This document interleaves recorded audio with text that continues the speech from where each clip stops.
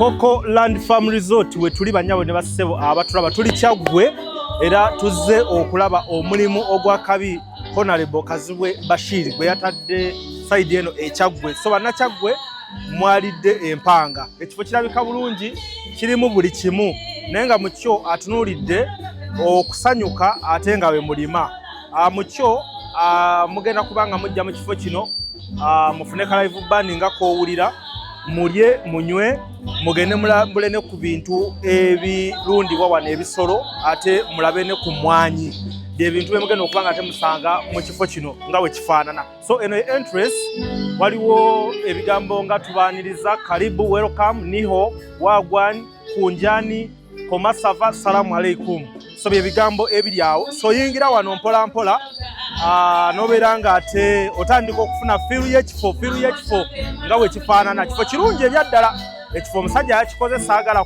onyoome, osobola okuba nga Kazibwe Bashir gwe ng'omuntu ng'olina feelings mu bintu ebirala naye kati kino kye tuliko ekyokulaakulanya eggwanga Uganda ayina kyakoze side eno bayiseewo Coco Land Farm Resort. Coco atugambye nti abayogera coffee emwanyi gyatadde wansi eyo wali we mugenda okubeera nga ate musanyukira bw'oba olina abaana era si yatadde ebyokuzanyisa by'abaana bw'oba ogenda samba akapiira nako yakataddewo kati then side eno ey'ekyengulu n'otandika okuba nga ate mmwe abaagala okukiringa abamanyi ebyokukiringa mulina okwetegera side eno waggulu kosa ne bukoteges side zonna. So olunaku lwa masanyu kyova owulira amaloboozi ag'enjawulo ngezaako okulaga engeri gy'ogenda otambulamu ng'ozze ku Coco Land Farm Resort wano Buyikwe oba mu Kyaggwe mu ssaza lya Ssaabasajja omuntu w'abantu Hajji Kazibwe Bashir watadde essente. Sente zatadde wano tekuli za kubeera mubaka wa paaliyamenti, tekuli za kubeera munnamawulire, ezo ziyambyeko buyambi naye nga essente ezikoze bino byonna za mmwanyi. Yatandika dde okulima emmwanyi emyaka nga 10 emabega kwe kubeera nti alatandise okubeera nga investinga ezo ezivudde mu mmwanyi.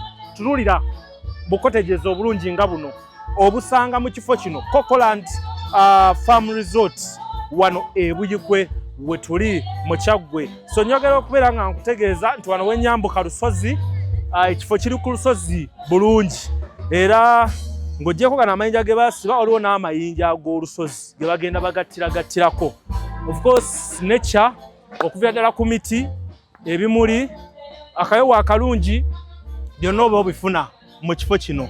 So gwe ali eyo ng'owuli oyagala okuba ng'ojjako mu kifo kino genda ku mitimbagano awo onyige mu Coco Land Farm Resort otandika okubeera ng'olaba details mpola mpola.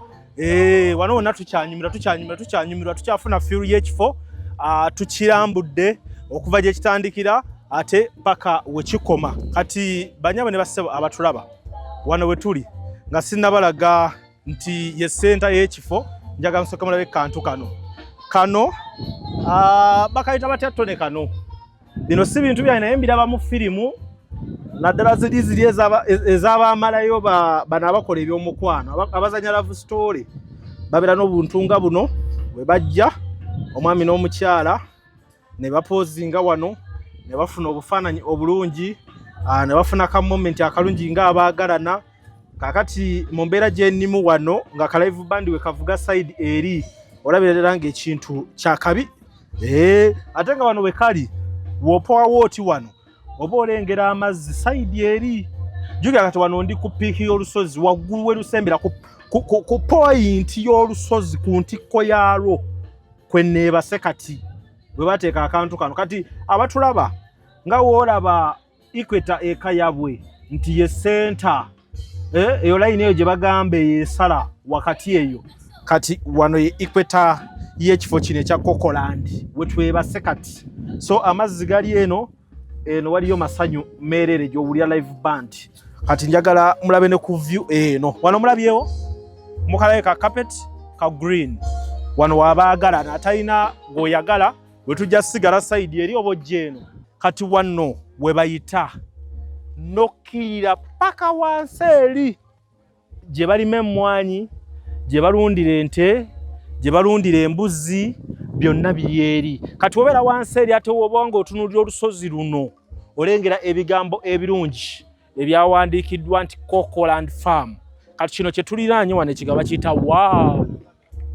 Kitegeeza beautiful, wow. Bampise mu kifaananyi. Kaakati bw'ogamba kihiya, bampise mu kifaananyi. Tuli mu bya tourism, so kiri blood. So nzize mu kifaananyi wano n'abalungi. Nange njeruse kati. Kuba ndabe bano bonna beeru. Musana kiki? Bana aba bano beeru. Bino byonna biri ku Cocoland Farm Resort. Wekiri? Banaye munywa kaawa kiki? Nga muri balongo? Mata. Bannange. Bana mmwe munaleeta abantu ku Cocoland nga I think we can do single. Yeah. Oluzungu lungi naye nga byebyo. So abana bali mu kunyumirwa obusisira bwe bulinga wobulaba obwenjawulo musobola okutulanga couple, musobola okutulanga family, abasobola okutulako ku jjinja wano osobola okulituulako. So amayinja gano tegaliwo mu nsobi bannyabo ne bassebo. Omuntu akyasobola okujja ye nga awulira ayagala kupozingirako ku jjinja lino waati bamukuba akafaananyi okitegera bulungi obulinga ayagala kulituulako, ayagala kulisigamyako munne. Abaana beekola ebintu oba okiraba kati nejjinja oliraba nga weeryebasse wano. Abantu basobola olituulako babiri we bati ne batandika okubalumyanga mmwe mulitawaawo gw'oli bw'omu stress yo yeekuleese wano ye oli ali ne munne essanyu lyabwe lye libaleese wano. Kyova nti nejjinja liri flat bulungi lijjaako abantu ababiri oba nfuna bulungi. So ngezaako kubagirayo ekifaananyi Uganda wa weetuuse oba okitegeera. Wana amayinja gano ge bataddewo ge gayamba abantu okukola ki? Okubanga ate batambula mpola mpola nga tebaseeredde ku lusozi luno. Kubano kati tubeera tukkirira wansi eri muki? Mu lusozi. Ebigambo birengera, ensiisiro zirengera waggulu. Byonna byonna baabitaddeyo bulungi oba okitegeera. So ekifo kipya lwakuba nti obulimi bwo bubaddeko. Kazimbe Bashir nga munnamawulire n'agamba kayongereko ate embeera ereetawo essanyu. Abantu ki ekiyinza obbasanyusa nga bazze wano? Nina akagambo ke njagala abantu balabe wano. Teri kwekwasa. Mulengere bino bibeera mu America bino bimulaba. Olaba ekigambo Hollywood. Kati kino ekyama bakiyita Cocoland. Cocoland. Ogiraba? Cocoland. Mukirengere ekigambo Cocoland kyekyo emabega wange. Kati abali wansi eri ebitundu byonna ebiriraanyeewo buli batunula ku lusozi luno balengera ekigambo kino Cocoland. Bonna bakirengera ne balengera n'ensiisira ennungi eziriko. Ye Cocoland bwe tuli bwe tugenda okubeera akaseera konna konna nga tusapootinga eggwanga lyaffe, nga tusapootinga Abannayuganda. Nze ng'omuntu njigiddewo okulima emmwanyi baŋŋambye nsobola otandika ne acreage. Waliwo wano omuzannyo gwe sitayagala ngulaba ku TV. Omuzannyo guno ngutya ne mba ngutunulira butunulizi ngutya. Olaba zino kebe eziri waggulu. Omuntu bamusuuba n'ava eri ne yevugira ku kebo n'atuuka sayidi endala. Simanyi bwe tunaafuna kitukoleramu naye kyonna kye kiri. Olaba gino emiti nga mugiraba. Ogwo muzannyo abantu babinyumirwa bino byolaba bazannyira mu bbanga bwe batyo. Oba n'oli agenda kuzannya babeera mu bbanga nga bazannyazannya ne babuukirabuukira okwo ku buguwaguwa ku bipiirapiira okwo ne babuuka ng'enkima. Kati abalala ne beevugira okwo ku kebo waggulu. Bannange Cocoland nga nnene. Kati nno tukyatambula kitundutundu kya wantu we basanyukira ewabawo essanyu nga tebannayingira nnimiro. Olwo nga twolekera ennimiro kuba ennimiro ziri wansi eno, amatooke, emmwanyi, ente, byonna byonna biri eno. So kati soko balage ekyali engeri gyanyumirwamu. Wuuyo kamutwalira obudde n'ayitako mu bbanga awo n'atambula mpola n'akamalayo. Eriyo abalemererwa wakati awo naye kati ye akola ki? Ali mu kamalayo. Naye okakola nga bwe bakakola. Oba ogezesa bugezesa. Gezesa byonna byammwe. So wano we tuli naye tutambudde olugendo gye tuvudde ne we tuli otandika okubalamu gye tudda ne we tweyongera nga distance ekyali mpanvu. kale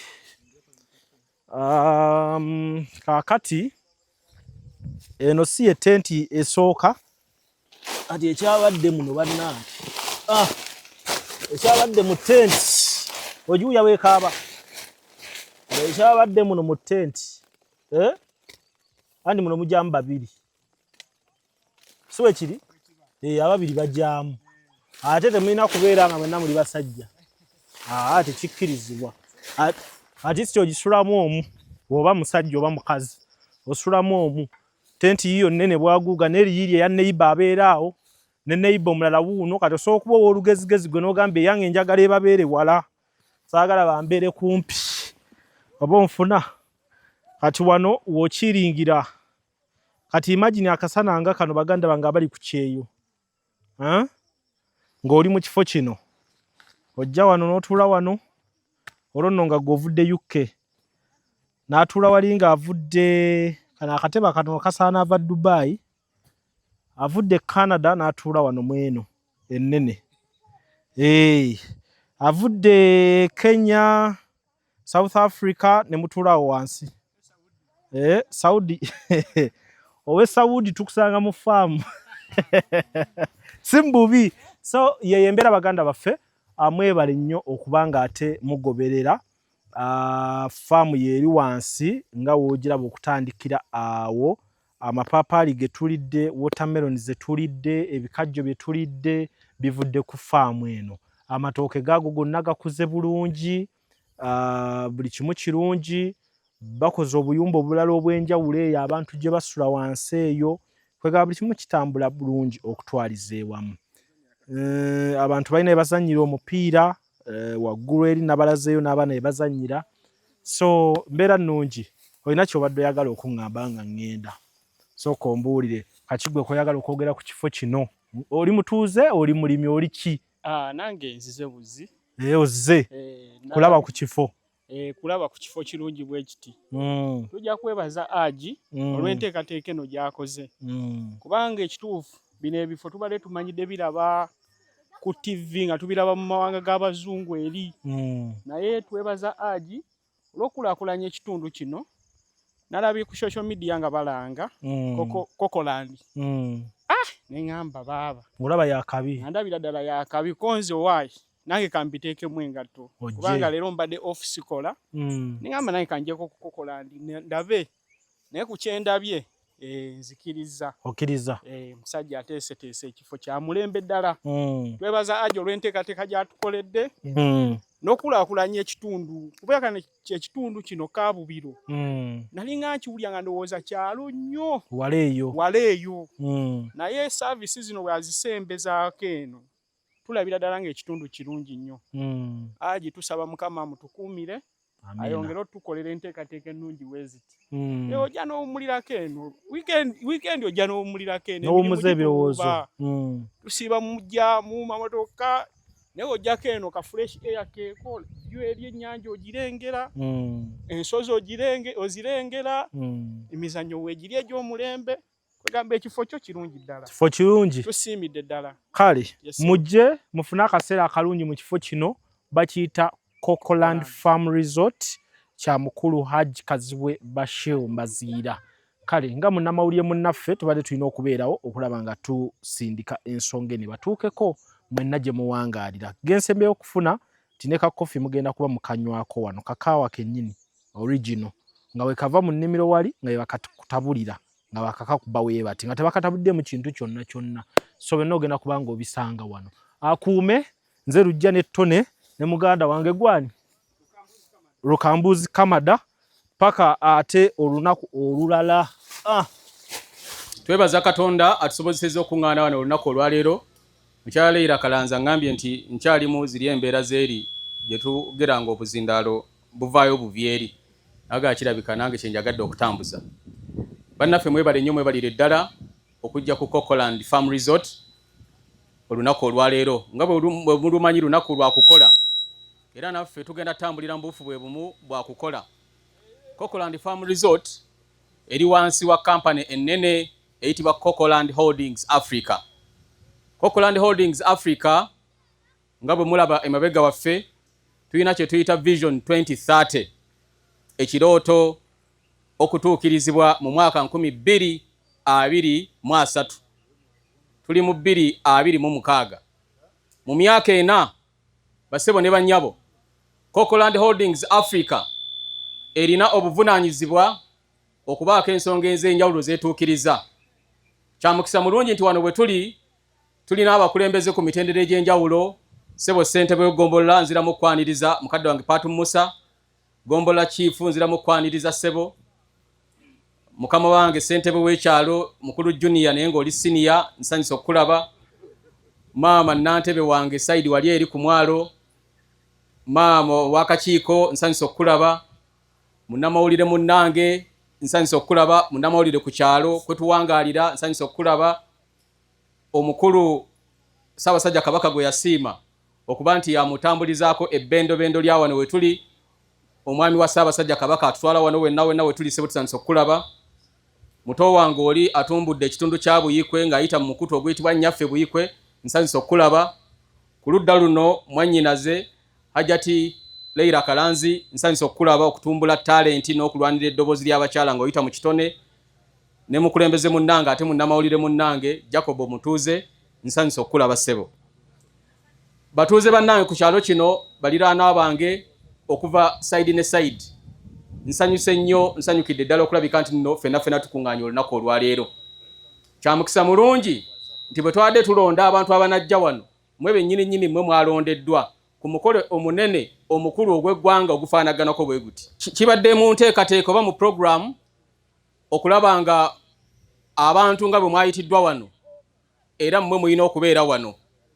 Njagala twala omukisa guno okubanjulira nga nzireyo gye natandikidde projekiti yaffe ennene eyitibwa Cocoland Africa Holdings ne Mission 2030 nti omwaka 2023 gugenda okutuuka nga projekiti zino waggulu nga bwe muziraba zigenda kubanga zikoze, era ezimu ku zo zigenda kusinziira wano we tuli e Buyikwe mu ggombolola eno, endala zigenda kusinziira mu bitundu bya Uganda eby'enjawulo ne mu mawanga ga Africa agatali gamu.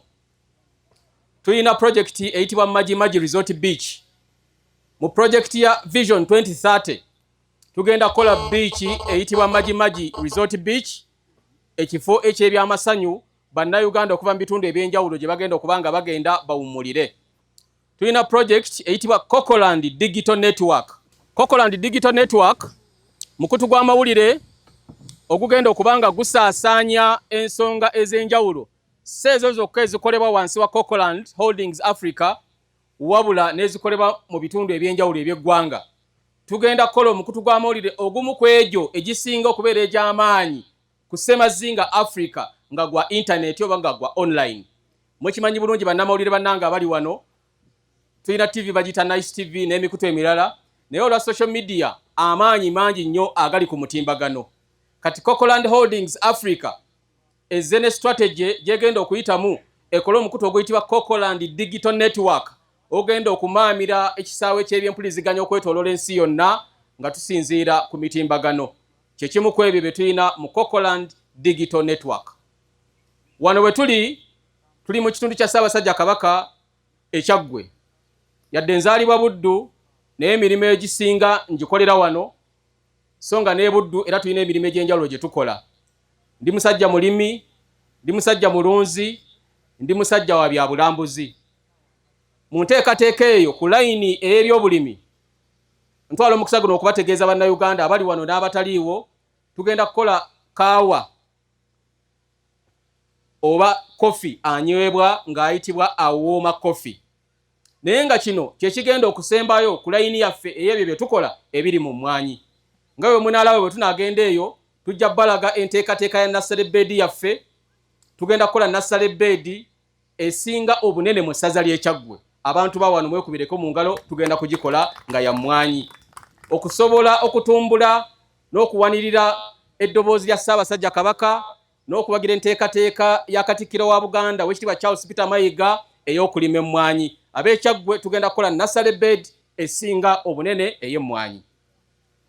Tuli balimi ba mmwanyi era muno tulina essanyu bategeeza basebo ne bannyabo nti okuva lwe twajja eno tusobodde okufuna ebifo ebiwerera ddala ika 18 ze tusimbyeko emmwanyi mu kitundu kino kyokka eky'eggombolola eno. Acres 18 ze tulinako emmwanyi. Ewaffe Buddu tulimirayo emmwanyi nayo, ne Gomba tulimirayo emmwanyi ne Luweero. Byonna nga biri wansi wa Cocoland Holdings. Naye wano we tuli eka 17 ez'emmwanyi.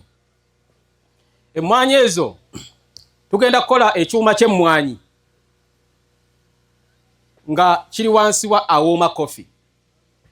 Tuzisuubule nga tuzijja mu nursery bed, tuzirime, tuzisuubule, tuzikube, tutunde wabweru w'amawanga ag'enjawulo nga tutunda emmwanyi emaze okukolebwamu kaawa ayitibwa Awooma Coffee. Era ekyuma ky'emmwanyi ekyo basebo ne bannyabo kigenda kubeera wano mu Buyikwe. Mu ngeri y'emu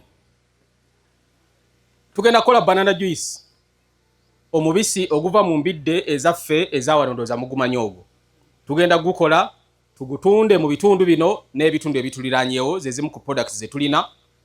Layini era gye tugenda okuba nga tukwatako kwe kutendeka abaana b'eggwanga okubabangula naddala mu by'emikono. Vision 2030 Cocoland Holdings Africa egenda kukola ettendekero era nalyo bannabuyikwe mugenda kufuna ettabi lyalyo kuba ettabi erimu ligenda kubeera Makindye ku Salama Road, naye branch endala enaabeerako ebisulo n'ebirala egenda kubeera eno Ekyaggwe. Tugenda kukola ettendekero erisomesa abantu ebya business, erisomesa abantu ebya vocational n'ebirala eby'omu mutwe. Ettendekero eryo nga liyitibwa Oxford Vocational Institute. Ligenda kuba nalyo lirimu ebyo bye tugenda okukola nga Cocoland Holdings Africa. Bwe tuyimirira tetubyogerako boogezi basebo ne bannyabo. Tubalambululira, tubanjulira ekirooto kyaffe kye twatandise dda okutambulako. Ettaka okugenda okubeera ettendekero eryo erya Oxford twamaze okulifuna liriko acres 10.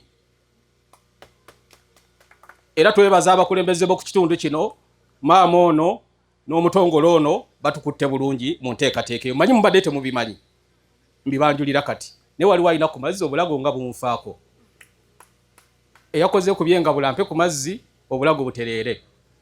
So Oxford Vocational Institute ligenda kuba ttendekero erisomesa abaana ba Uganda eby'emikono n'eby'omutwe ne vocational. Ye Vision 2030 tukyogerako boogezi kati tugenda kukikola era tujja kubayita tukibalage.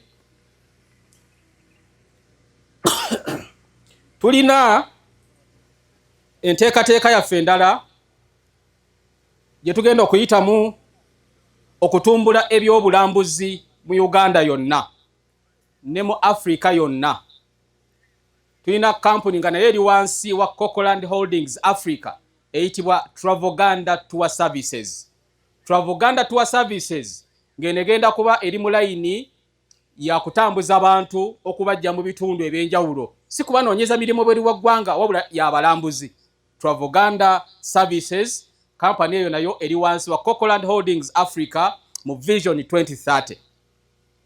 Basebo ne bannyabo, tubayise wano olwaleero mubeerewo ng'abajulizi nti kisoboka era nti tugenda kukikola. Guno omukolo gwa kubanjulira to unveil, kusima evunike, okusima ejjinja erisooka ku lugendo olunene nti mu myaka ena gye tugenda okudda okadda nga atwadde obulamu n'obusobozi, bino byonna bye twogeddeko tulina okukkiriza tugenda kubanga tubikola. Cocoland Holdings Africa basebo ne bannyabo teri wano Uganda wokka. Era ababadde bajja bagoberera Kaziba Bashir Mbazira nsaba bategeeza amawulire gano mugatwale bulungi. Kaziba Bashir Mbazira takyali wa Uganda yokka, wa Africa yonna ng'ayita mu mirimo n'ebikolebwa ne waaka ow'enjawulo. Y'ensonga lwaki kampani eno weeri ya Cocoland Holdings Africa bye tugenda okubanga tukola bigenda kubuna mu mawanga n'ebitundu eby'enjawulo okwetooloola Africa yonna. Kino kye kirooto kyaffe era nga tugenda kuba tulina okukkiriza kye kimu ku ebyo tujja okubanga tutuukiriza Mukama ng'atukwatiddeko. Kubanga tukkiriza abatuuze b'omu kitundu kino tubeebaza okutwaniriza n'okutuwagira mu bbanga lye tukoledde omulimu guno. Basebo ne bannyabo abatali beeno, abakulembeze bano basobola obbawo obujulizi. Omulimu guno gwe mulabye n'ebyo munaalaba yadde twali twajja dda eno naye tugukoledde mu bbanga ttono nnyo okugutuusa wano we mugulabira. Kale twewaayo tuli bakozi, tuli bamalirivu, tuli bakkiriza nti Katonda asobola era tumanyi agenda tusobozesa okukola ebyo n'ebirala bingi. Bwe mwabadde mujja nkimanyi mwawulidde Cocoland Farm Resort. Naye kati ebbanga lino lye njogeredde nammwe mbadde mbabuulira ku birala ebitali Cocoland Farm Resort. Kantwala omukisa guno mbategeeze Cocoland Farm Resort wano wennyini we tuli. Cocoland Farm Resort kifo eky'ebyobulambuzi, eky'ebyobulimi n'obulunzi. Wano we tutudde nga yo resort yokka Farm Resort tulina amawulire amalungi bategeeza tutudde ku acres 16 nga tewali kirala kikolebwako okujjako mirimo gya resort 16 acres. Size ziri ez'emmwanyi ze ndabagambye ez'emmwanyi eke 17 ziri walala ne acres 16 kwe kutudde Cocoland Farm Resort ne facilities engenda okubanga mbategeeza. Cocoland Farm Resort eriko ennimiro, eriko n'eddundiro gye tulimira ne gye tulundira era byonna tugenda kubanga tubiraba olwaleero. Cocoland Farm Resort eriko accommodation, abantu baffe abasobola okuva mu bitundu by'eggwanga n'amawanga ag'enjawulo gye basobola okuva ne bajja ne bawummulira wano nga tewali bireekaana, tewali kuyogaana kwonna, mu mirembe, mu bukkakkamu bw'ekika ekyawaggulu. Tulina kids park nga bwe mugiraba side awo, tulina arena oba kattaafu ako, byonna tugenda kubanga tubigendamu, ze zimu ku recreational facilities ze tulina. Cocoland Farm Resort kino kyewa omuntu waffe nga zze wano. Emmere yaffe gye tugabula wano, mmere ennansi ebeera eteekeddwa obulungi, kitegeeza tukuwa ebika by'emmere ebisoba mu 8 buli mugenyi abeera zze wano ku Cocoland mu lulya lumu oba mu lunaku lumu. Buli muntu anajja wano suubira okulya emmere esukka mu bika 8 n'enva ezisoba mu bika 8 buli lunaku lw'omala ng'oli ku Cocoland Farm Resort. Tutumbula ebyobuwangwa n'ennono, kyova olaba tulina abasajja abakulu n'abakyala abakulu abagenda okubanga babuulira abantu ebikwatagana ku byobuwangwa eby'ekitundu kino, ababuulira ku byobuwangwa eby'ensi yaabwe n'amawanga gaabwe ag'enjawulo. Bye bigendererwa ebimu ku byo ebya Cocoland Farm Resort. Cocoland Farm Resort tutumbula ekirime eky'emmwanyi. Era oyinza okwebuuza lwaki Cocoland. Cocoland ennyukuta ennya ezisooka ziggumiza buggumiza ekigambo mmwanyi emirundi 2. Coffee. Emmwanyi tugiggumiza nnyo. Coco. CO. Twagala nnyo okwenyumiriza mu mmwanyi. Cocoland. Okutumbula ekirime ky'emmwanyi. Byebimu ku ebyo tulina. Tugenda kulaba embuzi gye zirundirwa, ente, nursery bed setup yayo nga bwefaanana, n'ebirala bingi bye tulina. Cocoland Farm Resort ku acres 16 tuzimba East Africa's finest farm resort. Kyekiruubirirwa kyaffe nti mu East Africa amawanga agakola obuvanjuba bwa Ssemazinga Africa, Kenya, Uganda, Tanzania, Congo, Rwanda, Burundi ne South Sudan. Uganda egenda kuba n'omukisa nga yeina farm resort esinga okubeera ennungi mu East Africa yonna. Awo nno kisooka tugaziya ebiwawaatiro byaffe ku Ssemazinga Africa, Cocoland Holdings Africa ebeere nga eyatiikirira naye nga byonna bisinziira wano wennyini we tuli basebo ne bannyabo. Omulimu guno si gwange nga omutandisi waago. Ogwange gwakwata tooki emmunyeenyeso mulise ewali akazikiza, wabula gwa abantu bangi okuva ku bannaffe be tuwangaala nabo okutuuka ku bannayuganda abali mu bitundu eby'enjawulo n'Abafirika bonna. Tucreatinga employment space. Leero twogera nga lunaku lw'abakozi mu nsi yonna. Era kyali kigenderere basebo ne bannyabo okuggulawo ekifo kino ku lunaku lw'abakozi nga lumu Ogwokutaano. Kigende ku record nti Kazibe Bashir Mbazira mukozi ayagaliza abantu okukola, kubanga tewali kirala kyonna kigenda kuvaamu jjamba lya muntu okujjako ng'okoze eki ng'okoze. Bwe tugamba okukola, tetukola bukozi nga ffe tuwa n'abantu abalala emirimo. Mulaba ebigenda maaso mu ggwanga, amayumba ge basenda, abantu mu butale gye batakyakolera n'ebirala bingi. Cocoland Holdings Africa basebo ne bannyabo ereese omwagaanya ogw'okuwa abantu emirimu. Olwaleero wano we tuli, ndowooza nze nzekka nze mukozi wa Cocoland Holdings, rather wa Cocoland Farm. Nze nzekka ne bannaffe abalala, naye tetulina mufumbi. kyonna kiri deliberate tetuyina yadde ayonja kyonna kiri deliberate buli kitukola tukikola tukigenderedde twagala tusimbula olugero lwaffe n'olugendo lwaffe n'abantu nga batulaba nga tukuze nabo era nga tukola nabo okutandika olunaku olwaleero munnayuganda ali gy'oli yenna omulenzi oba omuwala ofunye omukisa oguweebwa omulimo ku Cocoland Farm Resort wano wennyini we tuli okuva ku bafumba abaweereza oba osobola kusiimuula oba osobola bwasikaali oba osobola kugenda mu nnimiro osobola okulabirira embuzi enkoko oba ente Cocoland Farm Resort yeetaaga abakozi okutandika olunaku olwaleero twandibadde tujja wano tubalaga abakozi be tukola nabo emirimu naye tetwandibadde benkanya kubalaga nti tutambula ffedda wamu omukisa twagala tugubawe gwatulaba n'atuwuliriza omulimo gwabula teweetaaga kubanga olina bitabo weetaaga kubanga olina okwagala ng'olina empisa ng'olina obumalirivu n'obuvumu okujja okukola naffe okutuukiriza ekirooto ekya Cocoland Farm Resort wano wennyini we tuli tugubalaze omulimo guno tulina okukkiriza mu kaseera katono nga kye tubagamba Africa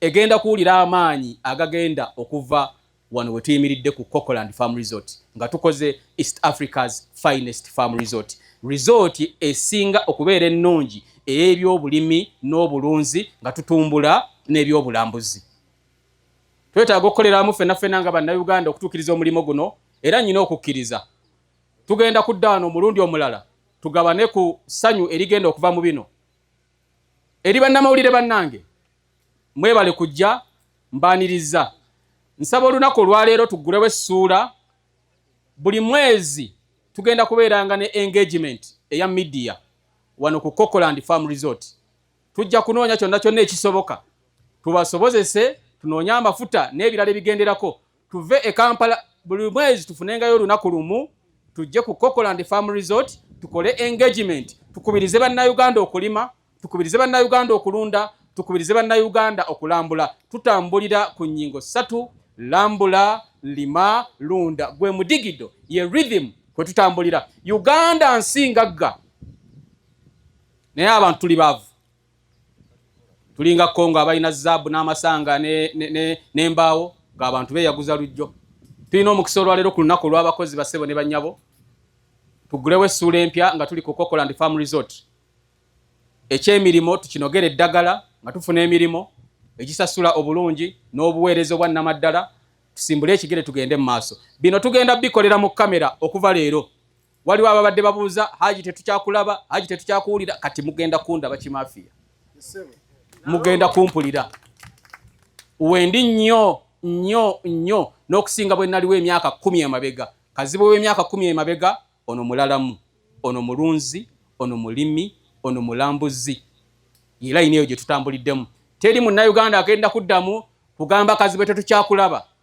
teri munnayuganda agenda kuddamu kugamba kazibu tetukyakuwulira mugenda kumpulira mugenda kundaba nga nnima nga nnunda nga nnambula n'okukubiriza abantu okukola ebintu ebyenjawulo leero tulina enteekateeka endala gye tugenda okuba nga tukola nga tuyita mu nteekateeka yaffe ya digital agrotourism lambula limalunda nze ne ttiimu yaffe gye tugenda okukola nayo tugenda kwetoolola ebitundu bya Uganda byonna okuva e Karamojja okutuuka e Kasese okuva e Mbalala okutuuka e Mbale tulambule abalima tulambule abalunda tulambule abali mu byobulambuzi guno omulimu nagwewadde nga nze okutumbula kino yadde tulina project eno etambula nja fissaawo obudde nambule bannayuganda abali eyo abali mu byobulimi abali mu byobulunzi n'ebyobulambuzi yemu kweyo enteekateeka gye tulina eya digital agrotourism era digital agrotourism tugenda kuba tugisharinga n'ensi yonna kano ke kaseera ffe ng'abantu tusobola okubaako ekyenjawulo kye tukola initiative eno tugirina buli muntu alina farm kebe ya nkoko oba ya kamyu tujja kutuukako osharinga story eyo ne bannayuganda n'ensi yonna ekwatagana ku byobulimi obulunzi n'obulambuzi bino tulina okukkiriza tugenda kubikola Katonda nga tukwatiddeko kye tusaba bannayuganda ku lunaku luno olw'abakozi buli omu gy'oli ne bw'oba ng'olina akataka katono katya kaba kakukolera simbako emmwanyi ne bw'osimbako ebikolo 2 obiweemu emyaka 2 ogenda kutandika okunoga ssente era guno gwe mulamwa gwe mulanga gwe tugenda okubanga tukuba okwetooloola Uganda yonna. Bassebo ne bannyabo mbaaniriza nnyo nnyini ddala abakulembeze ku mitendera egy'enjawulo na mwenna nga bwe tugambye buli mwezi tugenda kufunanga obudde tubeere ne engagement eri abantu b'omu kitundu kino we tuwangaalira. Kya buvunaanyizibwa okuva eri nze okubaako kyenkola okuzza eri abantu abansenza abannyaniriza ebbanga lino ng'ennaku z'omwezi 6 omwezi ogw'omukaaga tugenda kutongoza enteekateeka ey'okutumbula talanta mu disitulikiti yonna ey'Ebuyikwe era tugenda gironkingira wano. Muddeyo mubagambe Kokolandi nga 6 ogw'omukaaga era tujja kuyita ab'amawulire bano nga 6 ogw'omukaaga tugenda kutongoza abavubuka abawala n'abalenzi abasobola okuzannya akapiira, abasobola okuyimba, abasobola okubaka, abasobola okukola komedi, abalaba Leila Kalanzi ne bagamba oyo mwepikira, osobola kuweereza ku radio n'ogamba Jacob Mutuuze ankolera, whatever it is. Tegeka talent yo tugenda gironkinga wano ng'ennaku z'omwezi 6. Bannabuyikwe, bannamukono, bannajjinja, bannayuganda. Ekifo kino tugenda kuba n'omukolo omunene ogujja okuleka abantu nga bakkiriza ng'ennaku z'omwezi 5 omwezi ogw'omwenda. Empaka zino ezigenda okuba nga abantu bavuganyizza abantu abagenda okwewandiisa ku magombolola ag'enjawulo mu Buyikwe talent quest nga bwe tunaagiyita, final zaazo zijja kubeerawo ng'ennaku z'omwezi 5 omwezi ogw'omwenda. Mukategedde akantu ako. Tukola ebintu bino nga tuli systematic, nga tuli organized, nga tulengera wala. Waliwo abadde ambuuza naye Haji obikola otya ebintu nga bingi. Just being organized. Na kusaba Katonda bisobokera ddala bulungi. So abantu ba wano Buyikwe talent nga 6 tugironkinga ogw'omukaaga naye ng'ennaku z'omwezi 5 omwezi ogw'omwenda yejja okuba final y'okwolesa ebitone mu Buyikwe wonna. Waliwo amaloboozi ge natandika okuwulira okuva lwe najja kuno. Bagamba Haji azze kiki kyabala kyembala kye kino Vision 2030 ab'e Buyikwe saagala ebintu mu bisome bulala akapande mukasome bulungi era n'abali eyo abakulu mu bagambe akapande bakasome bulungi kyembala Vision 2030. Vision 2030 erimu ki? Erimu Majimaji Resort Beach, erimu Cocoland Digital Network, erimu ettendekero ery'amaanyi, erimu Banana Juice, erimu Aoma Coffee, erimu Cocoland, erimu Digital Agrotourism. Ye project yaffe eyo. Eri bannayuganda mwenna abalala abagaa kaakati agenze ye Buyikwe. Si Buyikwe wokka wendi. Era ab'amawulire bano nja bayita tukole omukolo omunene e Bukomansimbi kuba nayo tuyinayo emmwanyi ze tulimirayo. Era tujja kubayita tugende Gomba nayo tuyinayo emmwanyi ze tulimirayo. Tujja kubayita tugende Luweero. Eno just ye headquarter yaffe n'ebiri ebitundu ebirala tukolerayo emirimu egyo. Saagala muntu yenna asome kirala kyonna. Nali munnamawulire mbadde mukulembeze kati ndi full time farmer, ndi full time investor, investinze mu agrotourism. Era ndowooza ntegeerekese bulungi ekyo nakyo kibeerenga kituula bulungi mu mitima gy'abantu. Bwe kiba kikusanyudde ku bengalo, bwe kiba kikunyizizza era ku bengalo. Weewaawo. Era abantu beeno saagala mutandike kuntuma buvunaanyizibwa butali bwange. Muntu mu buvunaanyizibwa obw'okulima, obw'okulunda n'ebyo bye mbagambye. Naye okuntuma buvunaanyizibwa kakati Haji gw'amanyi abakulu kakati mutandika okuyiranya omuzigo. Saagala mutambule mu layini eyo mundeke nnime, mundeke nnunde, tutambuze bulungi eggwanga. Tusobola okukola emirimu mingi. Ne bwe tuba tetulina bukulembeze butulondeddwako bantu batusimbye mabega, tusobola okuyimirira side ne side n'abantu bangi eggwanga ne litambula. Awo nno wendowooleza kye tulina okubanga tukola. Munnayuganda ali mu kibuga. Kano ke kaseera oseeseetuka okole nga nze ekibuga tubeerayo naye tubeeko amakanda ge tusimba somewhere mu kyalo, bannaye mujje mu kyalo tulime. Enkumbi terimba, enkumbi enyuma, newankubadde waliwo okusoomoozebwa, mujje tulime, mujje tulunde, mujje twenyigire mu nteekateeka ezikwatagana ku ebyo. Nsaba Katonda atuwe enteekateeka ennungi, bwe tuva wano bagenda kuba batulambika bulungi wa ew'okudda. Pozi bannanga bamuli muyinza okuba mulinayo ekibuuzo, tunaakyanukula bwe waba nga si weewo kandeke abatambuza omukolo bagutambuze bulungi.